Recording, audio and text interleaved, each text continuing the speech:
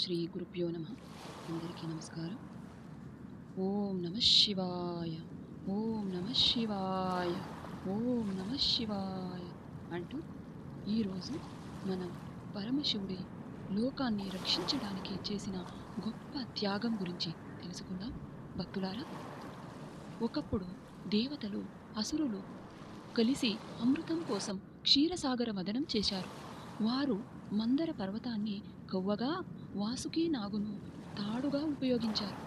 సాగరమథనం జరుగుతున్న సమయంలో మొదటగా భయంకరమైన హాలాహల విషం బయటకు వచ్చింది. ఆ విషం వల్ల 3 లోకాలు ప్రమాదంలో పడ్డాయి. దేవతలు, ఋషులు అందరూ శివుని ప్రార్థించారు. లోకాలను కాపాడడానికి శివుడు ఆ విషాన్ని తన చేతిలోకి తీసుకొని తాగాడు. పార్వతీదేవి ఆయన గొంతు దగ్గర ఆపడంతో విషం ఆయన శరీరంలోకి వెళ్ళలేదు. అందుకే ఆయన గొంతు నీలంగా మారి నీలకంఠుడు అనే పేరు వచ్చింది. ఈ కథ మనకు ఒక గొప్ప పాఠం చెబుతుంది.